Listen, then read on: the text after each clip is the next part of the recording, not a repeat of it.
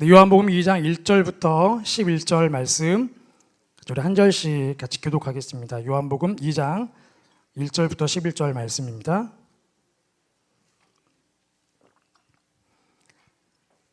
제가 먼저 읽겠습니다. 사흘째 되던 날 갈릴리 가나에 혼례가 있어 예수의 어머니도 거기 계시고 예수와 그 제자들도 혼례의 청함을 받았더니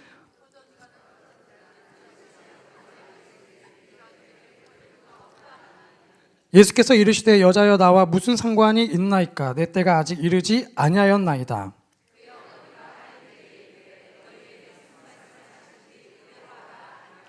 거기에 유대인의 정결 예식을 따라 두세 통 드는 돌 항아리 6이 놓였는지라.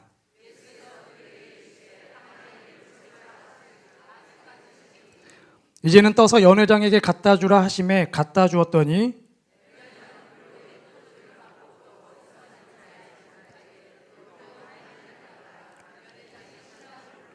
말하되 사람마다 먼저 좋은 포도주를 내고 취한 후에 낮은 것을 내거늘 그대는 지금까지 좋은 포도주를 두었도다 하니라.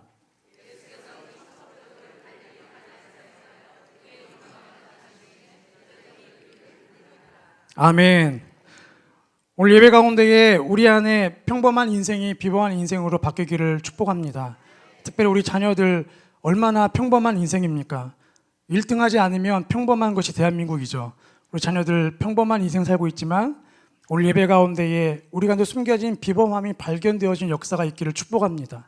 또 우리 부모 세대들도 평범하게 살고 있지만 우리 안에 숨겨져 있는 비범함의 열쇠들이 그 빛들이 발견되기를 축복합니다. 아멘.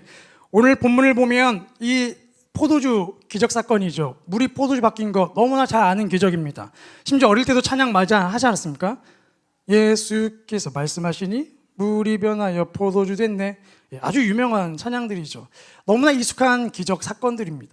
근데 오늘 이 이야기를 통해 하나님께서 저희들에게 평범함에서 비범함으로 바뀌는 세 가지의 모습들을 저희에게 보여주시죠. 오늘 저희가 그 세 가지를 하나하나 찾아가면서 우리 안에 우리의 모습들을 다시 보고 우리 안에 그런 표적들이 다시 일어나기를 축복합니다. 우리 함께 1절부터 3절 말씀 같이 읽겠습니다. 시작. 사흘째 되던 날 갈릴리 가나에 혼례가 있어 예수의 어머니도 거기 계시고 예수와 그 제자들도 혼례의 청함을 받았더니 포도주가 떨어진지라. 예수의 어머니가 예수에게 이르되 저들에게 포도주가 없다 하니. 오늘 본문은 갈릴리 가나에 있는 결혼식장입니다. 아프리카 가나가 아니라 갈릴리에 있는 가나이죠. 예루살렘에서 약 10km 떨어져 있는 동네입니다. 이 동네에 결혼식이 열렸는데 예수님 그리고 어머니 제자들도 그 결혼식장에 초대를 받았죠. 아마도 그 결혼식장에 혼주들과 관계가 있었던 것 같습니다. 역사학자의 말에 의하면 당시 유대인들은 결혼식을 하면 보통 일주일씩 한다고 합니다. 일주일 동안 결혼식을 여는데 음식들도 풍성하게 준비하고 특별히 포도주를 최고급으로 준비를 하죠. 그래서 그 포도주를 마시면서 결혼을 축하하기도 하지만 동시에 그 기쁨에 취해서 결혼식장은 신랑 신부의 기쁨의 장소가 아니라 마을의 축제 자리로 확대될 정도로 당시에는 음식과 포도주를 특별히 준비합니다. 포도주가 그 결혼식장의 중심이죠. 그런데 그렇게 중요한 포도주인데 오늘 본문을 보면 그 포도주가 떨어져 버린, 품절되어 버린 재앙 같은 사건이 일어나게 되죠. 이제 곧 포도주가 떨어진 걸 알고 나면 아마도 거기에 있는 결혼식 자객들은 이제 원성이 나오기 시작하겠죠. 뭐야? 얼마나 돈을 아끼길래 그 포도주를 준비하지 않고 이게 벌써 떨어지게 되고, 그러면 이 결혼식장은 순식간에 기쁨의 자리가 아니라 원망 자리, 비판의 자리로 바뀌는 그런 위기의 순간입니다. 이 세상은 결혼식장으로 많이 비유를 하죠. 결혼식장에 기쁨을 찾기 위해서, 그 기쁨을 누리기 위해서 포도주를 마시면서 기쁨을 누리는 것처럼 이 세상도 수많은 사람들이 기쁨을 찾으러 가죠. 기쁨은 하나님의 형상 중에 하나입니다. 그래서 당연히 우리 인간은 그 기쁨을 추구하는 것이 당연하죠. 근데 문제는 그 기쁨을 세상 가운데 찾는다는 것입니다. 성공 속에서, 또 자녀들 어떤 성적 속에서 공부를 열심히 하고 좋은 학교를 가야 하고 좋은 취업을 해야, 좋은 직장을 가져야, 또 우리 자녀들이 잘 되어야 그것이 우리의 기쁨인 것이죠. 그래서 거기에 엄청난 투자를 합니다. 우리 자녀들, 청소년들 생각하면 딱 떠오르는 문제라면 문제랄까요? 문제점 현상들이 하나 있죠. 바로 스마트폰 게임입니다. 스마트폰만 잡으면 바로 게임에 바로 진입하죠. 떡볶이 데이가 되면 이제 아이들이 장자중학교들이 많이 오죠. 많이 옵니다. 떡볶이를 먹으려고 줄을 서죠. 떡볶이를 타고 자리에 앉자마자 바로 한 손에는 이쑤시개, 한 손에는 바로 핸드폰을 꺼냅니다. 핸드폰을 게임을 하면서 한 손으로 게임하면서 떡볶이를 먹죠. 떡볶이를 먹으면서 핸드폰 하는 건지 핸드폰을 하려고 떡볶이를 먹는지 모르겠지만 한 손으로 핸드폰을 열심히 해서 떡볶이를 열심히 먹습니다. 그런데 청소년들이 요즘 유행하는 게임이 배틀그라운드라는 게임이 있어요. 배틀그라운드. 줄여서 배그라고요, 배그. 집에 가셔서 야 너도 배그하니 물어보면 애들이 눈이 휘둥그레집니다. 야 우리의 문화를 아시는구나. 곧바로 엄마 아빠는 친구가 되는 거죠. 이 배그라는 게임은 뭐냐면 한 캐릭터를 설정하면 그 캐릭터가 이제 공수부대 그 비행기를 타고 쭉 갑니다. 징 가는 거죠. 그다음에 이제 목표 지점에서 딱 낙하산을 메고 그 지점을 향해 뛰어내리는 거죠. 그 다음 이제 친구들이 그 조종합니다. 뛰어내리는 모습 조종해요. 뭐 이렇게도 했다가 뒤집어도 했다가 방향 틀기도 했다가. 그런데 그 순간 아이들 눈빛을 보면 군대를 안 간 아이들이 벌써 눈빛은 특수부대입니다. 어디로 갈지를 정확하게 레이더가 그걸 보고 착지하자마자 바로 빈집에 가서 무기들을 찾기 시작하는 거예요. 뛰어다니면서 무기가 보면 가서 무기를 착착 가방 챙기고 헬멧 챙기고 탄약 챙기고 챙깁니다. 심지어 여자애들, 오늘 중등부 예배 때 보니까 여자애들인데 정말로 그러지 않을 것 같은 여학생인데 그 여학생이 집으로 들어가서 판잣집 사이로 딱 세가지고 망원경으로 확대해가지고 적을 막 쏘대더라고요. 그 순진한 여중생이 적을 아주 그냥 말살을 시키는 겁니다. 그 옆에서 보면 아이들이 벌써 군입됐어요. 군입됐고 특수부대입니다 지금. 그 비장함이 눈빛에서 막 난리가 나죠. 근데 왜 이런 게임에 미치겠습니까? 재밌기 때문입니다. 세상은 재미없는데 게임이 재밌기 때문이에요. 뭐 그걸 가지고 대학을 간다 그러면 다 그것만 하겠죠. 엄청 재밌기 때문입니다. 하지만 이 재미가 정말 오래 갈까요? 오래 가지 않습니다. 우리 부모님들도 자녀에게서 얼마나 많은 기쁨들을 찾습니까? 초등학교 이렇게 우리 딸처럼 초등학생 때는 얼마나 예뻐요. 태어나면 너무 예쁘죠. 건강하게만 자라다오 이 기도 제목만 가지고 기도하십니다. 근데 점점 자라면 이제 건강은 뒷전이죠. 아파서 몸살 났는데 문제지를 갖다 줍니다. 야 아파도 눈은 괜찮잖아. 문제지 봐. 공부해야지. 발 기부스에도 펜 갖다 줍니다. 손은 운전하잖아. 공부해야지. 건강이 기도 제목이 아니죠. 이제 뭐 성적이 올라야 하는 거죠. 좋은 학교를 가야 하는 겁니다. 지금 중1 자유를 누리지만 2학년 되면 시험 시작하죠. 중3 시험, 이제 고2, 1, 2, 3 점점 예배를 드리는 학생들 수가 점점 줄어듭니다. 왜 줄어들까요? 공부에 기쁨이 있다고 생각하기 때문이죠. 근데 그 친구들이 어디서 그런 엉뚱한 법칙을 발견했겠습니까? 누구에게서 그걸 배웠겠습니까? 부모님이죠. 부모님에게서 그걸 배운 겁니다. 공부해야, 성공해야 잘 산다, 기쁘다, 행복하다, 해피한 거죠. 그거를 배우고 세뇌당했기 때문에 시험 기간만 되면 늘 교회에서 치르는 소리 없는 전쟁. 지금 시험 기간이죠. 벌써 아이들이 안 나오기 시작합니다. 왜 안 나올까요? 공부하러 간 겁니다. 특히 교회 예배가 1부, 2부, 3부, 4부가 있는 교회의 특징. 아이들이 중등부 예배, 아침 예배 안 나오죠. 학원 보강하러 갑니다. 그리고 오후에 예배 오죠. 그 친구가 어떤 그런 과감한 결단을 어떻게 하게 되었을까요? 스스로 일어나자마자 결단했을까? 엄마! 저 공부해야 하니까 오후 예배로 가서 열심히 드리겠습니다. 스스로 결단한 게 아니죠. 누구에게서 그걸 배웠겠습니까? 세상에서 기쁨을 추구하는 부모에게서 배운 거죠. 그래서 어쩔 수 없이 학원을 갑니다. 그러면 그 아이들이 오후에 와서 정말 정성을 다해 온 마음으로 예배를 드릴까요? 좁니다. 자요. 재미없거든요. 잡니다. 부모님들에게는 거대한 믿음이 있습니다. 우리 자녀가 오늘 예배 대신 학원을 먼저 가면 오후에도 예배가 있으니까 오후에 와서 예배를 드리면 된다는 거죠. 즉 우리 자녀는 오후에도 살아있을 거라는 믿음이 있는 겁니다. 엄청난 믿음 아닙니까? 학원 끝나고 돌아다가 죽을 수도 있는데 오후에도 살아있다는 확신이 있는 거죠. 그래서 오후 예배를 드리라는 겁니다. 그러면 그 믿음을 조금 더 확대해서 우리 자녀가 40살, 50살까지 살 수 있다고 생각하면 얼마나 좋겠습니까? 그러면 오늘 못한 공부 내일 해도 괜찮고 중간 망치면 기말이 있으니까 기말 망치면 또 내년에 시험이 있으니까 망치면 재수하면 되죠. 조금 더 길게 보면 되는데 그 믿음은 내려놓고 오후에는 살아있을 거라는 확신과 믿음을 가지고 학원에 보내고 오후에는 공부하러 오라는 겁니다. 자녀가 우상이 되고 그 안에 기쁨을 찾으려고 하는 것이죠. 그래서 수능 시험이 끝나고 나면 아이들이 예배에 안 나오는 것보다 부모님들이 예배에 안 나오십니다. 왜 안 나오실까요? 수능 점수 발표되면 안 나오십니다. 왜 안 나오실까요? 바로 그겁니다.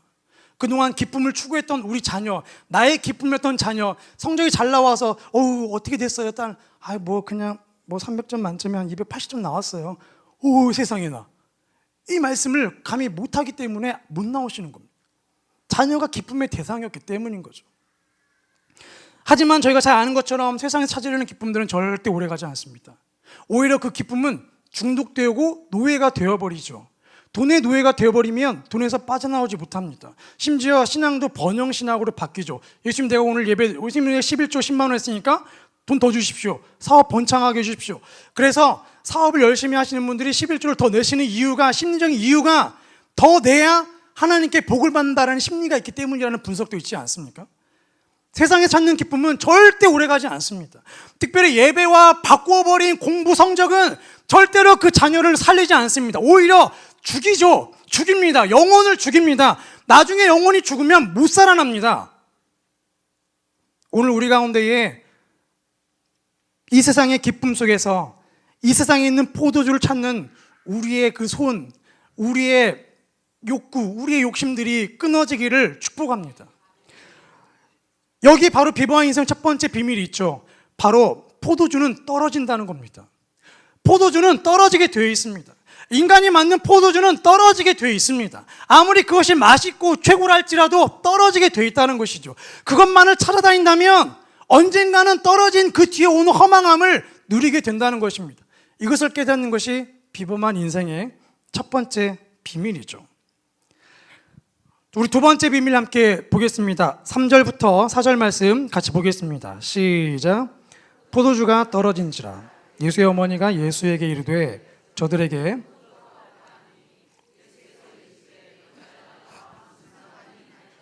내 때가 아직 이르지 아니하였나이다. 아멘. 결혼식장에 불어닥친 위기의 상황입니다. 지금 조마조마하죠. 어디서 지금 폭발이 터질지, 어디서 폭탄이 터질지 지금 조마조마한 상황입니다. 근데 그 순간 차분한 상황이 하나 펼쳐지죠. 마리아가 차분하게 예수님께 갑니다. 그리고 예수님께 말하죠. 포도주가 떨어졌다네. 그냥 포도주가 떨어졌다네 한마디만 합니다.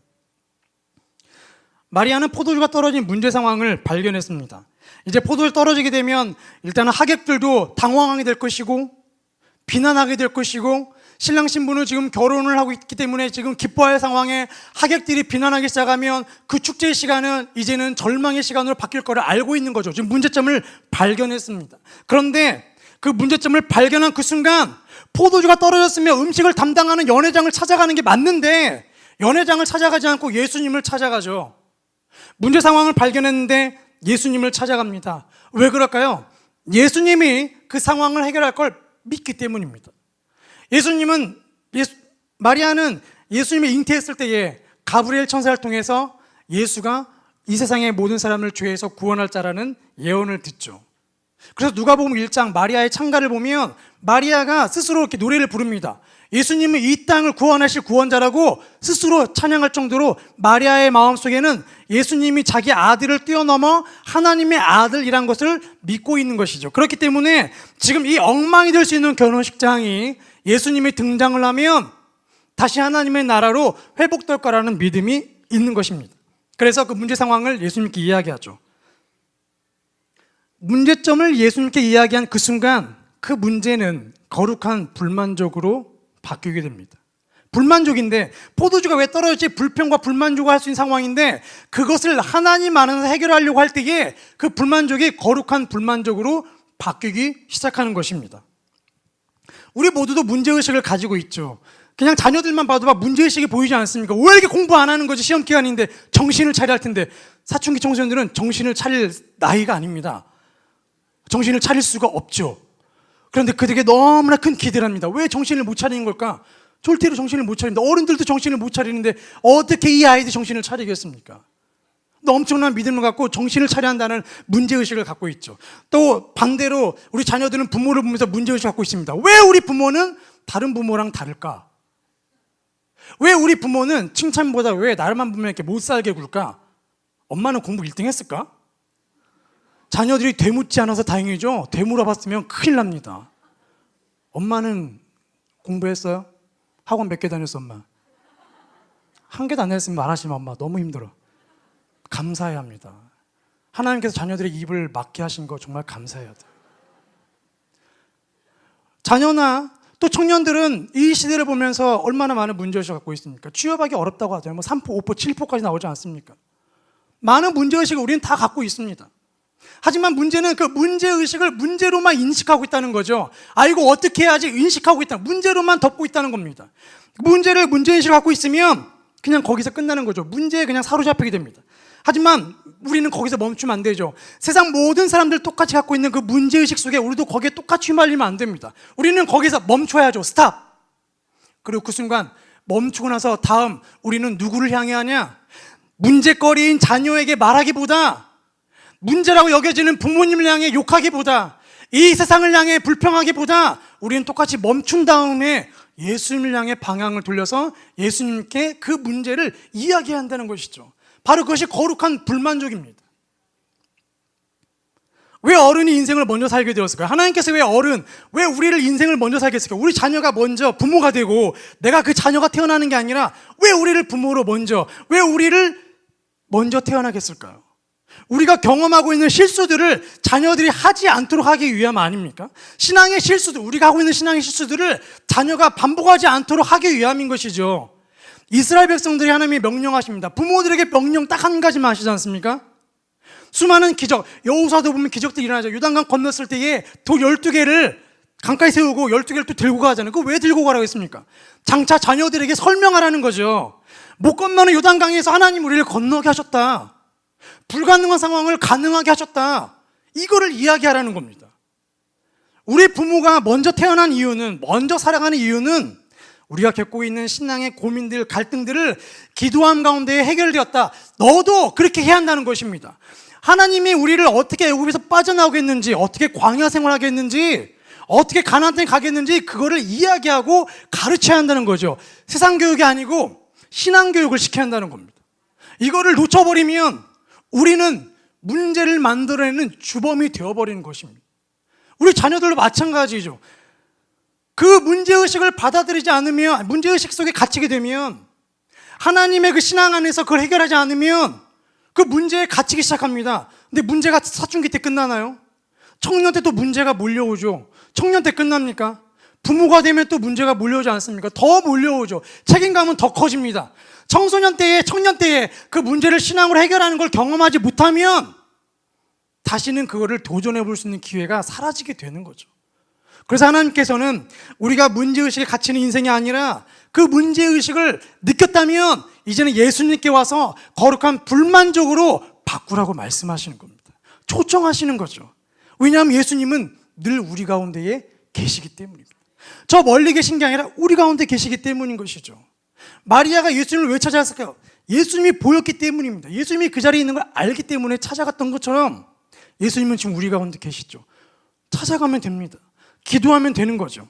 그래서 우리는 이 세상의 영적 흐름을 바꿔야 합니다. 문제의식 속에 빠져서 문제거리인 자녀들을 향하여, 부모를 향하여, 이 세상을 향하여 불평불만하는 이 영적 흐름을 끊고 바꿔야 합니다. 주님, 이 문제를 주님 보십시오. 지금 우리가 이렇습니다라고 예수님께 이야기하는 거죠. 더 주목해야 할 것은 마리아가 예수님을 찾아갔을 때에 했던 그 말, 딱 한 문장입니다. 포도주가 없다. 저들에게 포도주가 없다입니다. 예수야, 포도주가 없대. 지금 우리가 몇 박스 가져왔는데 없대. 근데 그 포도를 저기서 사왔다고 하던데 제자를 내가 좀 사올래? 어디 원산지가 더 맛있다고 하더라. 어디서 좀 구할 수 없니? 좀 만들어봐라. 뒷문장은 하나도 없고 그냥 저들에게 포도주가 없다. 그냥 그 문제 상황을 그대로 예수님께 말씀드린 겁니다. 근데 우리의 기도를 잠깐 생각해 보면 우리는 기도를 하지만 이미 결론을 다 정해버립니다. 주님, 우리 자녀 이번 중간고사, 지필고사 봅니다. 성적 오르게 해주십시오. 이미 결론을 정해놨습니다. 주님, 우리 자녀가 이번에 시험 본대요. 공시 지금 여러 번 떨어졌는데 합격시켜 주십시오. 우리는 이미 결론을 지어버렸습니다. 예수님 찾아가서 문제를 얘기하는데 이미 결론까지 지어서 결론을 달라는 거죠. 자, 기도란 동전 넣겠습니다. 자판기 띵동. 자, 합격 주십시오. 우리가 이미 결론을 짓고 기도하기 때문에 하나님을 자판기로 바라보기 때문에 기도응답이 느려지면 지치는 거죠. 불평합니다. 불만합니다. 하나님께 손가락질하기 시작하는 거죠. 부모를 원망하고 자녀 탓하기 시작합니다. 야, 네가 공부를 안, 야, 엄마가 새벽마다 기도하는데 네가 공부를 안 해서 그래. 성적이 안 오르지. 자녀의 원망, 탓을 돌리죠. 결국 관계 깨지고 자녀에게는 상처만 남습니다. 청년들 향해서 아무리 기도를 열심히 하고 취업 못하는 이유, 너 스펙이 없어서 그런 거 아니야? 우리가 정답을 정해버리기 때문에 청년들은 그 마음에 상처를 받는 것이죠. 청년들도 하나님께 기도하지만 결론을 이미 지었기 때문에 그 결론대로 응답되지 않는 순간 나를 버리셨나 보다 좌절하게 되는 것입니다. 기적의 주인공은 예수님이시죠. 기적의 주인공은 예수님이십니다. 그렇기 때문에 우리가 기도하는 내용, 문제의식을 거룩한 불만족으로 바꿨다면 그 거룩한 불만족도 그 결말도 예수님께 맡겨야 하는 것이지요. 주님, 이번 주 시험 기간입니다. 주님, 아시지요? 결말은 예수님께서 하시는 거죠.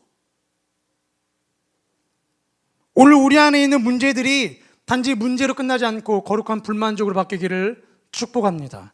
예수님께로 들고 가서 그 거룩한 불만족을 그대로 고백하는 우리의 기도가 되기를 축복합니다. 마지막 세 번째, 우리 5절부터 9절 말씀을 같이 읽겠습니다. 시작. 그의 어머니가 하인들에게 이르되 너희에게 무슨 말씀을 하시든지 그대로 하라 하니라. 거기에 유대인의 정결 예식을 따라 두세 통 드는 돌 항아리 6이 놓였는지라. 예수께서 그들에게 이르시되 항아리에 물을 채우라 하신즉 아기까지 채우니 이제는 떠서 연회장에게 갖다 주라 하심에 갖다 주었더니 연회장은 물로 된 포도주를 맛보고도 어디서 샀는지 알지 못하되 물 떠온 하인들은 알더라. 연회장이 신랑을 불러. 이제 예수님께서 개입하십니다. 마리아가 하인들에게 말하죠. 예수님이 무슨 말씀하시는지 그대로 해라. 응? 알겠지? 말씀은. 그리고 예수님께서 상황에 개입하십니다. 하인들에게 찾아가시죠. 저기 돌 항아리에 물을 채워라. 유대인들은 식사 때마다 이 손을 씻기 위해서 그 불결한 의식을, 이 불결한 것을 정결하게 하는 의식을 위해서 집마다 그 정결을 위한 물 항아리가 있죠. 그래서 그 물 항아리에서 물을 떠서 손을 씻습니다. 그런데 그 물 항아리가 6개가 놓여 있었는데 거기에 물을 채우라는 거죠. 이해할 수 없는 명령입니다. 지금 포도주가 떨어졌는데 물 항아리에 물을 채워라. 근데 하이들은 그 말씀에 순종해서 항아리에 물을 채우는데 아귀까지, 이 입구까지 가득히 채웁니다. 그런데 또다시 예수님께서 명령하시죠. 그 물을 연회장에게 갖다 줘라. 8절 보면 이제는 떠서 나오는데 거기서 나오는 이제는 지금 하인들이 물을 항아리에 넣은 순 이후 즉시라는 의미가 담겨 있어요. 즉시. 물을 아귀까지 6개를 채우자마자 즉시 바로 예수님이 이어서 자, 떠서 연회장에게 갖다 주라는 것이죠. 명령이 끝을 이어지지 않고 계속해서 이어집니다. 자, 그러자 하인들이 그 물을 떠서 연회장에 갖다 주죠. 그런데 생각해 보십시오. 지금 이 물 항아리에 하인들이 물을 떠다 놓을 때에 이것이 포도주로 바뀔 거라는 생각을 지금 전혀 못하고 물을 떠다 놓은 겁니다. 그렇기 때문에 뭐 에비앙 같은 깨끗한 물 넣는 것도 아니죠. 그리고 돌 항아리는 씻지 않기 때문에 거기에 이끼도 많이 껴있지 않겠습니까? 캄보디아에 갔는데 캄보디아에도 이 물 항아리가 집집마다 있더라고요. 너무 목말라가지고 가서 물 좀 달라고 했더니 알겠다고 하더니 그 바가지에 들고 나오더니 그 물 항아리에 있는 물을 떠서 주는 겁니다. 그래서 아, 이거 말고 먹는 물 달라고 했더니 이걸 마시라는 거예요. 그래서 이거를 했더니 자기가 벌컥벌컥 마시더라고요. 근데 그 물 항아리에 이끼도 껴있고 벌레들도 막 수영하고 있고 더러운 물이죠, 더러운 물. 그래서 어떻게 마십니까, 그거를? 근데 지금 하인들이 지금 그 항아리를 깨끗이 한 것도 아니죠. 근데 그 물을 떠서 연회장에 갖다 주라? 지금 난리가 나는 겁니다. 지금 아마도 어렵게 취업한 청년들일지도 몰라요. 근데 연회장에 갖다 준다? 지금 연회장에 그 물을 갖다 줬는데 마시는 그 순간 이후의 반응은 뭐 충분히 예상하지 않습니까? 뭔 물이니? 저 항아리에 있던 물입니다. 이걸 왜 줘? 예수님이 마시래요. 누구? 지저스가. 너 뒤졌어. 절대로 못 건네줍니다. 그런데 하인은 믿음으로 건네고 있죠. 믿음으로 건넨 순간 어떠한 일이 일어납니까?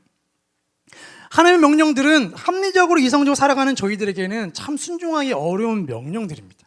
특히 저희가 이제 나이가 들수록 세상의 경험이 많으면 많을수록 그 합리적인 방식 속에 사고 속에 살아가다 보면 하나님 명령은 순종하기가 너무 어렵습니다. 그래서 아이들이 오히려 하나님 명령에 순종하기가 너무 쉽죠. 그런데 이런 합리적인 상황 속에서 합리적인 이성으로 똘똘 뭉친 사람이 하나님 명령에 순종하기 어려운 이유가 뭘까요? 현실 때문입니다. 현실 때문. 우리 자녀들이 부모님에게 듣는 이야기들 있잖아요. 시험 기간 때 예배 드리러 가면 야야야 현실을 똑바로 직시해. 지금 네가 지금 예배하러 갈 때냐? 현실 얘기 많이 합니다. 현실을 직시하라. 부모님들이 말씀하는 그 현실은 뭘까요? 예배보다 시험 공부를 하러 가는 게 현실이고 그게 성공이라는 겁니다. 하지만 정확히 말하면 현실은 하나님이 계신 것이 현실입니다. 하나님이 다스리는 것이 현실입니다. 시험을 뛰어넘는 하나님이 다스리시는 것이 현실입니다. 그 현실을 직시하는 것이 진짜 현실을 직시하는 것이죠. 부모님들이 현실을 똑바로 쳐다볼 때에 부모님은 그걸 생각하지 못하고 말씀할지 모르지만 믿음의 자녀들은 알겠어 엄마 현실을 직시할게요. 예배하러 가겠습니다. 그렇게 반응할지도 모릅니다. 진짜 현실은 하나님이 다스리는 것이죠. 하인들은 현실을 바라볼 때에 돌 항아리에 더러운 물을 연회장에 갖다 주는 건 미친 짓입니다. 도저히 하면 안 되는 것이지요. 하지만 하인들은 무슨 생각인지 몰라도 머리가 어리석었는지도 모르겠지만 마리아의 명령이 무서웠는지 모르겠지만 예수님의 그 목소리에 그저 순종합니다. 갖다 준 그 순간 놀라운 일이 일어나죠. 놀라운 일이 일어납니다. 우리가 생각할 수 없는, 이성적으로 생각할 수 없는 놀라운 일, 어떠한 실험으로도 성공하지 못했던 일이 일어납니다. H2O 물이 포도주로 바뀐 사건이죠. 이 기적은 이전 이후에도 다시는 나타나지 않습니다. 하나님은 물을 만드셨고 포도주도 따로 만드신 분이시죠. 근데 하나님은 그날 물을 포도주로 화학적 성분을 바꿔버리십니다. 그 성분과 근본을 바꿔버리시죠. 예수님의 말씀에 순종했을 때에 물리적 구조가 바뀌어버린 놀라운 일이 일어난 겁니다. 그렇다면 물이 포도주로 바뀐 이 물리적인 화학 구조가 바뀌었다면 우리가 하나님께 순종할 때에 우리 자녀들의 멍청한 머리가 똑똑한 머리로 바뀌지 않다는 확신이 있겠습니까? 바뀌죠. 화학식이 바뀌었다면 우리 자녀들의 머릿수도 바뀌는 겁니다. 아멘? 뉴런이 늘어나게 되는 거죠. 시냅스가 두꺼워지는 겁니다. 똑똑해지는 겁니다. 왜 이런 일이 일어나지 않겠습니까? 우리의 믿음이 너무나 합리적이기 때문에 그거에 대한 믿음이 없는 것이죠. 결국은 최상의 포도주를 마시고 나서 연회장이 이렇게 이야기합니다. 평범한 삶이 비범한 삶으로 바뀌면 어떠한 일이 일어나는가? 오늘 성경은 그 결과를 정확하게 보여주죠. 10절과 11절 말씀을 읽겠습니다. 시작. 말하되